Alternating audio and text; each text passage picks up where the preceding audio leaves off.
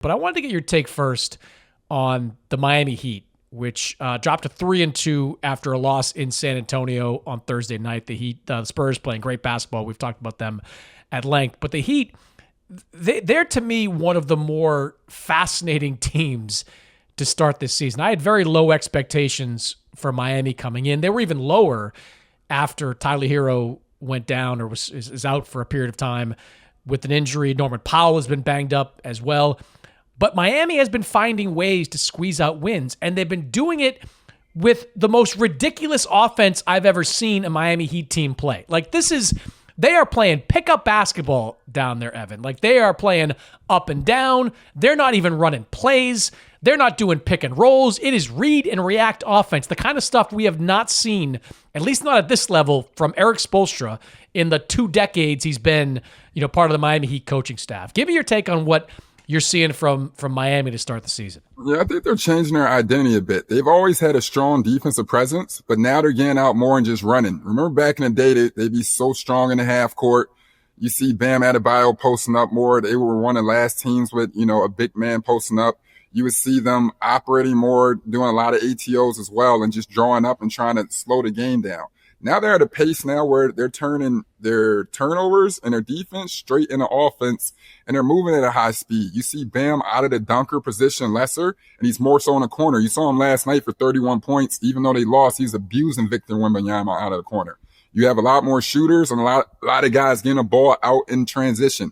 And even though Norman Powell didn't play, you're having more players that can get up and down and attack and either take it into the paint and dunk in transition or shoot from 30 feet out. And that's what they've been doing. And they've been able to make this their game without compromising their defense, which certain teams like Orlando struggle with. This is, I think, an example of the brilliance of Erik Spoelstra and why he's always considered one of the best coaches, if not the best coach in the NBA. Just reinventing this team offensively. Like they have played at a snail's pace for like every year. Bottom 5, bottom 10 for sure, even during the great years that they had in Miami. But he sees his personnel and he sees an opportunity to play a completely different style, and they've had success with it. I think my question, and I've talked to some coaches from teams that have played Miami early in the season. I think my question is like, is it sustainable in the second half of games? Because they're running, I was looking at some of the numbers this morning. Like, they're not even running pick and roll. Like, pick and roll's a bread and butter play in the NBA. They're running the lowest percentage of pick and rolls by a country mile than anybody in the NBA. I think they were saying something like the lowest ever per game was 37 pick and rolls per game, and they're running like 22 pick and rolls per game. It's nothing. Their frequency percentage is like 6.6%, which is they're the only team in single digits in that category.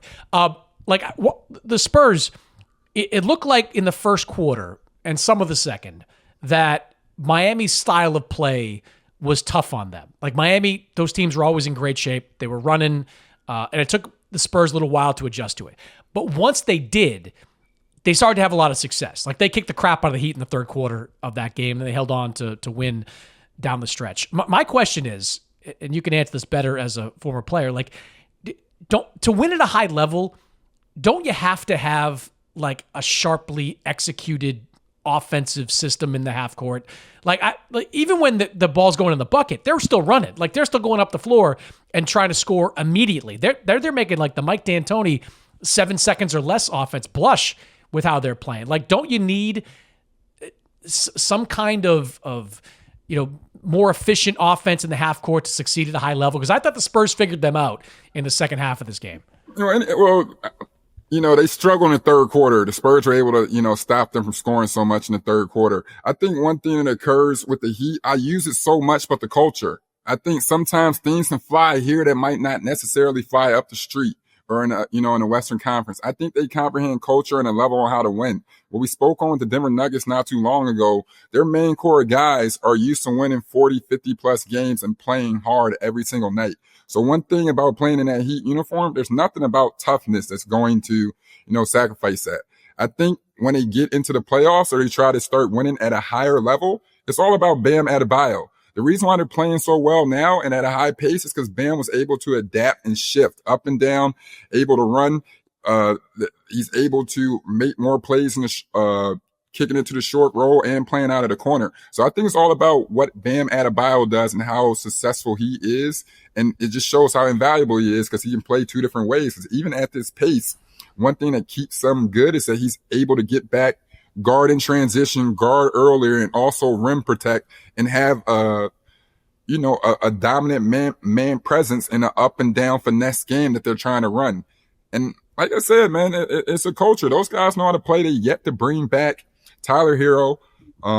Andrew Wiggins is a champion. He just had 24 points last night. Norm Powell is scoring efficient.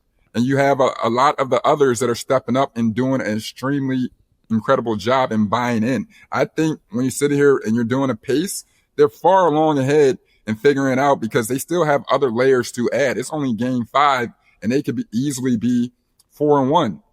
And they're playing with they traded in a lot of their old identity and stability that was like half court plotters into picking up a tempo, and these guys have flow, and it looks like they've been doing this for years.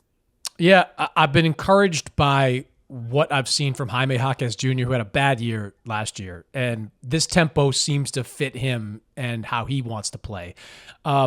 I thought Simone Fontecchio was a great pickup. Like this, I heard Eric Spoelstra say this, I don't forget what it was, a few days ago or a week or so, when he was on the USA basketball staff. Italy was his scout.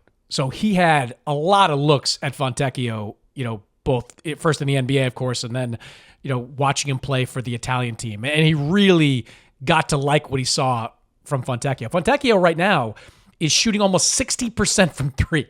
Like he has been a flawless fit for that Miami team. And I think it was entering Thursday night, they had like 7 guys that were averaging double figures. This is without Tyler Herro being part of the lineup. I think what I'm curious to see is, does the return of Herro make them a more efficient half-court team?